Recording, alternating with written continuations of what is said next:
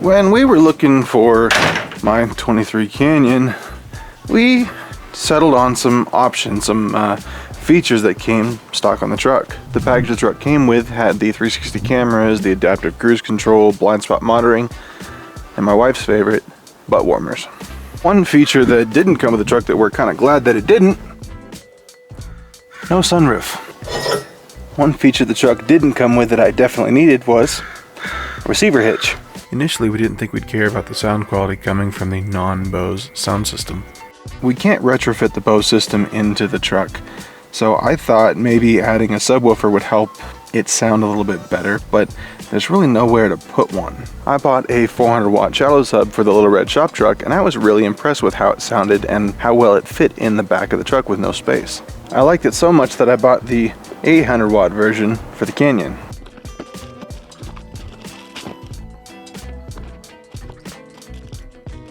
Now there's a couple YouTube videos here showing you guys how to put the sub under the back seat here, but where do I put all this stuff now? It'll fit, but now I'm losing valuable storage space. We definitely can't put it under the front seats. The only logical place to put it is behind the back seat.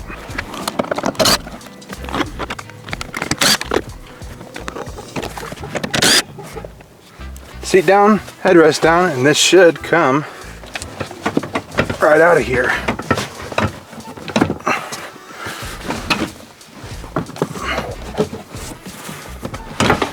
There we go.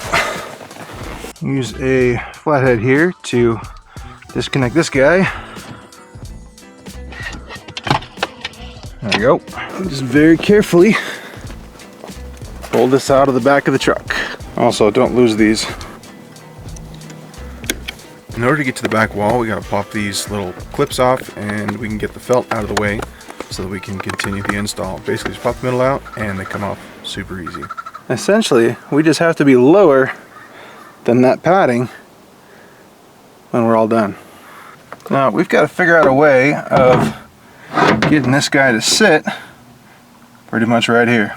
Grab yourself a nice big piece of cardboard here to make a template. What we want to do is make sure that we can locate those two studs there on the right hand side, and then we'll mark the top, essentially make ourselves a template to transfer onto the plywood here in just a minute. That's some fiberglass for the Badlander. Got my stash of plywood back here. I need something thin like that guy, that's too big.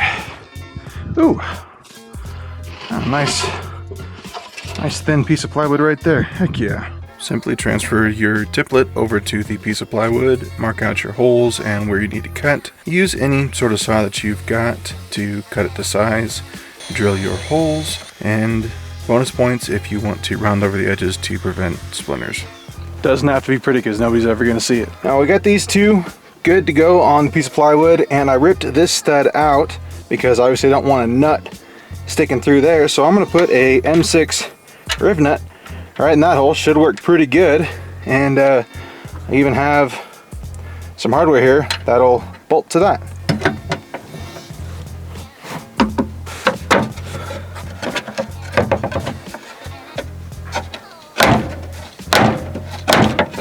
I don't even know if you guys can see that right there. M6 nut, 10 mil drive, M6 nut, 10 mil drive, and M6 by 1-ish, M6 by 25 Allen key. Before we get the board installed, I want to put some sound deadener on the back wall. Kind of like we did in the shop truck. It made a world of difference, and now with this sub being literally attached to the back wall, I want to mitigate as much rattling as humanly possible. I've found that a hook knife actually works pretty well to cut through this sound deadener. Essentially, all we're trying to do is cover as much of the back wall as humanly possible to prevent some of the resonance and oil canning and vibrations by putting this butyl type mass on the back wall. Basically just makes it sound a lot quieter, and it takes any sort of vibrations or resonance. Make sure that you take off these little modules and put some sound deadener in the back. I found that this module that I'm installing right now actually needed a little tiny bit of foam to prevent it from rattling inside of the cradle. Screws that Rockville provides are just too long, so I got some shorter ones here. These are probably too short, but Something only about as thick as your plywood is probably what you want, because the last thing we want to do is put a screw right through the back wall of the truck.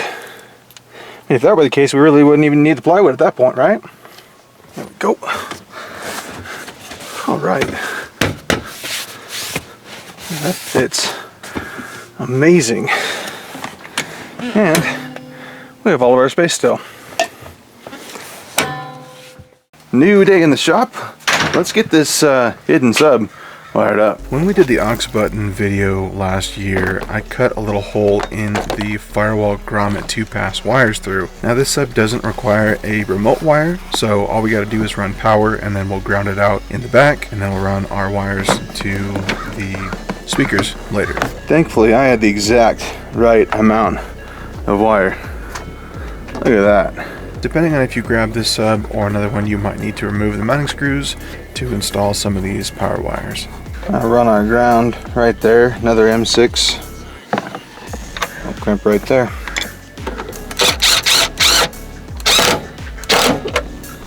Alright. For the purposes of this video and just the ease of install, I'm only going to run the signal wires for the high input up to the front driver door. If I feel that it needs more or needs the right channel, I'll run a wire up to the passenger side front kick panel. Pull the door sills off and carefully run your wires up to the front kick panel. You guys are going to chase the harness from the door down through here. It's going to end up being this harness right here. My hand's in the way. We've got all these clips removed here, and it's this harness right. You guys can see the door harness being manipulated, and we're gonna gently slice this open here, and we're gonna find, hopefully, a twisted pair of wires. Let's see, what do we see?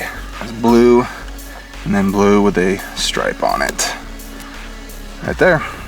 Tap into those guys. I'm gonna warn you guys right now, this is very difficult to get to, and especially fitting these inline crimps that you guys can see here on the screen. Just take your time and make sure that you crimp one to one wire and one to the other. Hey, I got it. Here we go. Got our two wires tapped. I think the striped one should be the negative wire, so just remember that when you guys get back to the subwoofer. Just make sure you're not a doofus like me and you wire this up properly the first time so that it works and doesn't phase the subwoofer out. As I understand it, the twisting of the wires helps with interference, so since they are twisted up to the doors, we're just going to do that all the way back to the sub.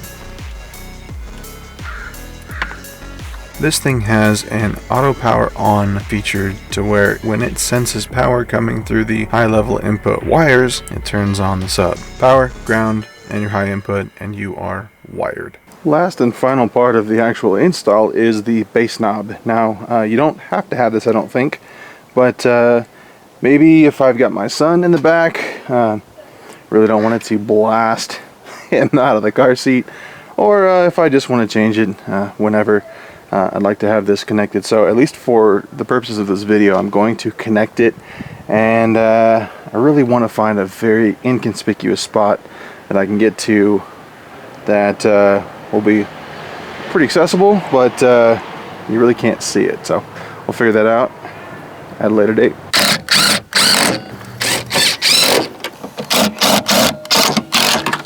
Alright guys, undeniable proof that there's no subwoofer back here. Alright, let's go for a drive and see how this sounds. I realized something.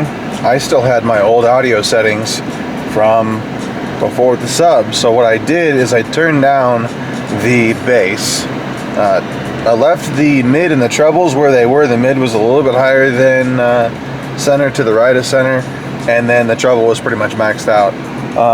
And let me tell you, the sound quality of the stock speakers and this sub, even in the middle of the range, sounds amazing. I'm not an audiophile, I don't know what I'm talking about. For the most part I do, but not even turning this thing up is pretty awesome. The doors aren't working very hard. You don't feel the doors pulsing anymore. It's nice and clear and bright. Obviously the dash speakers up there. I'm just clicking through Epidemic, just goofing off. Just there, trending music, just whatever.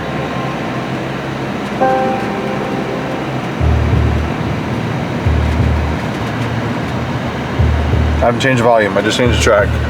It's in the middle. It's got like a Linkin Park kind of vibe to it.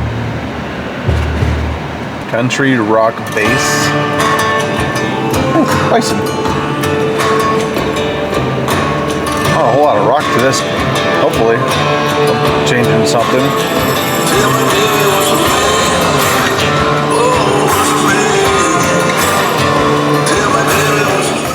I just picked up my daughter from school and I turned on one of her favorite songs and we proceeded to blast, and I mean blast, that song all the way home. Not gonna admit to what song that was, but I got some looks.